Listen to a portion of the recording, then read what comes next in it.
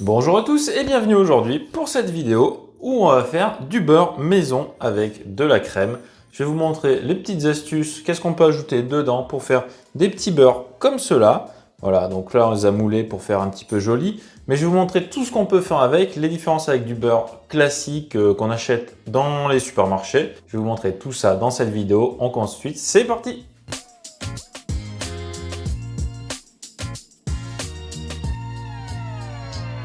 Alors déjà, avant toute chose, le beurre, qu'est-ce que c'est? Le beurre, c'est de la crème comme ceci, qu'on a monté dans un batteur ou à la main, c'est comme vous voulez, jusqu'à ce que l'eau ressorte de notre crème et donc qui va séparer la partie grasse et la partie liquide. Voilà, ça c'est un résumé très rapide. Alors le beurre, vous en avez de toutes les marques, de toutes les sortes et surtout à tous les prix. Donc on va parler déjà du prix pour savoir si c'est rentable de faire son beurre soi-même. Donc le beurre, le vrai beurre, c'est 82% de matière grasse avec de la graisse animale. Vous avez des choses qui se rapprochent du beurre comme par exemple la margarine qui est faite à partir de graisse végétale, ça n'a absolument rien à voir et surtout absolument pas du tout le même goût. Pour ce qui est du prix, par exemple, un beurre classique comme celui-ci, ça tourne entre 8-9 € le kilo à peu près. Et une brique de crème à 35% comme celle-ci, ça coûte à peu près 4,50 € des grands frais, des magasins bio, etc. On va voir déjà si c'est rentable de passer cette crème-là en version beurre, voir si le coût est intéressant. Ça nous porte à peu près, si vous faites le calcul, autour de 11 € le kilo. Donc vous voyez, pour quelque chose qui est fait maison, par rapport à un produit qui est industriel, l'écart n'est pas si grand. Par contre, si après vous voulez passer en gamme supérieure, vous pouvez monter très vite à 11, 12, 13, 14, 15 € même pour les plus chers. Et donc là, si on fait le calcul, on s'y retrouve plutôt en faisant notre beurre nous-mêmes et on va pouvoir incorporer plusieurs choses dedans par la suite pour faire du beurre salé, des beurres parfumés avec des herbes, etc. On va voir tout ça juste après dans la vidéo. Donc je pense que j'ai assez parlé pour le début de cette vidéo. On va passer tout de suite à notre mélange de crème pour façonner notre beurre. C'est parti, à tout de suite. Alors, comme je l'ai dit juste avant, on prend de la crème à 35%. Vous pouvez également le faire avec des briques de crème qu'on trouve en plus grande quantité dans les supermarchés par exemple, qui sont à 30%. Ça fait presque pareil, le rendement sera juste un petit peu moins intéressant vu qu'il y a moins de graisse à l'intérieur. On prend notre brique de crème et on la met dans la cuve de notre batteur et on va la monter un peu comme une chantilly. Voilà. Et je peux envoyer ça dans mon batteur à tourner. Et on envoie notre crème à tourner à vitesse moyenne pour éviter d'en mettre partout.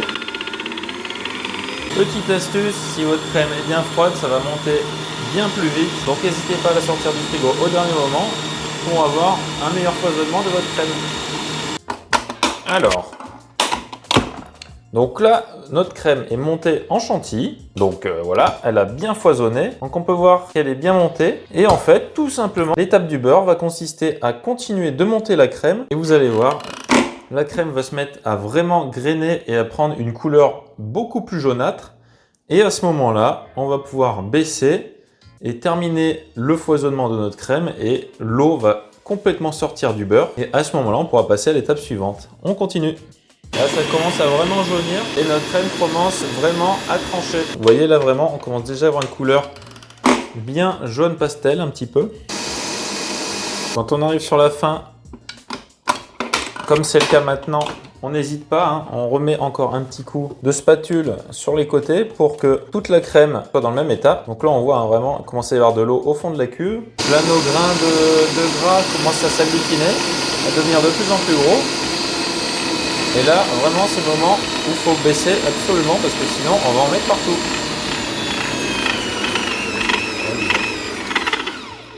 Voilà, exactement comme j'ai fait, j'en ai mis partout. Et donc, comme je vous le disais, pratiquement toute la graisse s'est accumulée sur notre fouet. Et donc, ce qui reste en dessous, c'est l'eau et le petit lait. Donc, on va pouvoir débarrasser ça et nettoyer notre poste parce qu'on en a mis partout. Voilà, à présent, notre plan de travail est propre. On a enlevé tout notre petit caca qu'on a mis tout à l'heure. Pour la suite de la recette, on va avoir besoin d'un bol avec de l'eau froide dedans et on va venir mettre tout ce qui s'est agglutiné sur notre fouet dans notre eau bien froide. Alors pourquoi de l'eau froide? Parce que le gras, ça fige au contact du froid et vu que nous on veut former une belle boule de beurre, on a besoin qu'il reste assez dur. Donc on enlève bien tout. Voilà, le fouet, on débarrasse. Et donc, on peut débarrasser ce qui reste dans notre cuve. Donc, vous voyez, ça fait quand même un sacré volume, hein. Donc ça, c'est de la perte sèche, quelque chose qu'on va vraiment pas pouvoir utiliser. Donc là, cette étape consiste à venir nettoyer notre beurre des impuretés qui pourraient rester. On va le travailler légèrement comme ça. Et donc, vous voyez tout ce qui est dans l'eau, là, qui fait un petit peu une couleur blanchâtre. C'est les impuretés présentes dans le gras. Donc, notre but à nous, ça va être d'en enlever le plus possible. Et on essaye de bien travailler comme une pâte un petit peu classique. Donc voilà, le premier bain est fini. Notre beurre donc se tient vraiment bien. On lui fait prendre un deuxième bain avec une eau propre.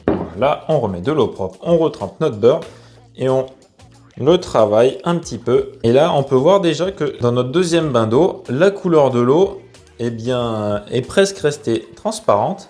Donc, elle est beaucoup moins blanchâtre. Ça veut dire que notre beurre est entre guillemets propre et débarrassé de ses impuretés. Et voilà, donc ça, on forme une petite boule. On va venir s'en occuper juste après. Et là, on débarrasse notre plan de travail et on passe à la suite. Donc là, pour voir déjà si on a bien travaillé, on va pouvoir peser notre beurre pour voir si on n'a pas eu trop de pertes. Donc là, nous sommes à 384 grammes, donc ce qui est pas trop mal. On a eu à peu près 10% de perte sur ce qui était prévu. Voilà, donc on n'est pas trop mal. Donc maintenant, on va venir essayer de sécher le plus possible notre beurre. Donc pour ça, on prend un torchon propre, donc avec des mailles assez fines. Et on va venir le serrer très fortement et le presser au-dessus d'une assiette. Donc ça, c'est vraiment pour retirer les quelques gouttes d'eau qui resteraient à l'intérieur et qui nous éviteraient que notre beurre fige correctement. Là, comme on peut voir, il y a quelques gouttes qui sortent, mais vraiment, c'est vraiment très peu. Donc là, notre beurre est bien pressé. On va pouvoir le retirer du torchon. Et voilà. Alors maintenant, on va passer donc à la partie intéressante, on va dire, la plus intéressante de la vidéo, j'espère. Je vais en garder une partie nature. Donc la partie nature, c'est exactement comme le beurre que vous achetez. Vous pouvez le mettre dans la poêle pour cuire n'importe quoi. Et les deux autres, on va faire des beurres aromatisés. Je vais vous montrer tout ça. Première préparation, ce sera donc pour accompagner principalement des poissons. Donc on aura besoin de notre beurre, du thym frais, un citron non traité, très important, car c'est la partie extérieure qui nous intéresse. Donc c'est très important qu'il n'ait pas subi de traitement. Et un petit peu de fleur de sel. Donc pour le thym, on va garder les pointes et ensuite on le hache très finement pour éviter d'avoir des gros morceaux en bouche quand on va le mettre avec notre poisson. Notre thym est haché, alors attention par contre on n'en a pas trop mis parce que c'est quand même plutôt fort. On le met sur notre beurre et ensuite on prend notre citron et on prélève une partie du zeste qui est en surface. On prend à peu près la moitié du zeste de notre citron vu que c'est un gros citron. On le met par-dessus notre beurre, tout simplement. Et ensuite, on ajoute un petit peu de fleur de sel. Alors moi, je l'ajoute à l'œil. Mais en vérité, vous pouvez aller jusqu'à 20 grammes au kilo de beurre. Mais vous pouvez en mettre un petit peu moins si jamais vous assaisonnez votre poisson avant. On mélange tout ça et on passe à la recette suivante. Et maintenant, pour notre deuxième beurre, on va avoir besoin toujours de notre beurre maison. Un petit peu de concentré de tomate. Du paprika fumé ou pas, c'est selon votre préférence. Un petit peu de feuilles de basilic et toujours, comme tout à l'heure, de la fleur de sel. Et donc ça, ce sera plus pour accompagner des viandes grillées. Donc, vu qu'il commence à faire un petit peu beau, les barbecues, c'est parfait pour aller avec. Donc on commence, on prend un petit peu de concentré de tomate. Voilà, on n'en met pas trop non plus, hein, on va éviter de trop dénaturer le beurre. On met du paprika fumé. Alors ça, vous n'êtes pas obligé, mais vraiment, ça apporte vraiment quelque chose en plus sur les viandes grillées. C'est vraiment top. Donc fumé ou pas, c'est comme vous préférez. Mais c'est vraiment quelque chose de très intéressant. On va émincer très finement notre basilic.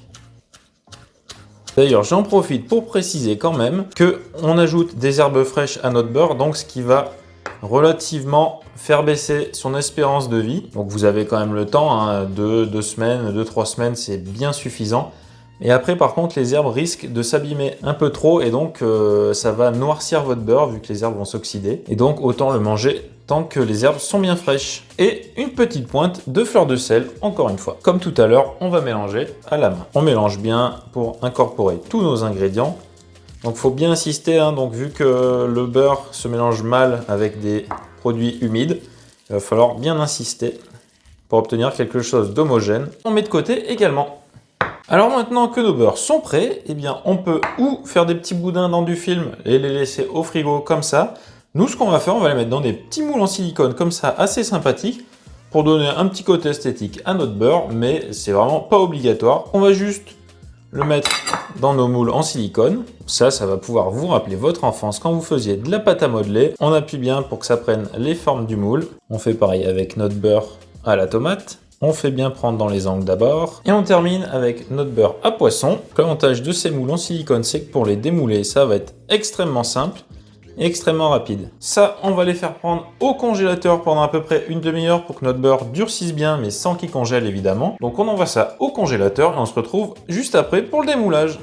Voilà, ça fait à présent 30 minutes que notre beurre est au congélateur. On va pouvoir le démouler. Et voilà, ça nous fait des petits beurres comme ça, prêts à être découpés.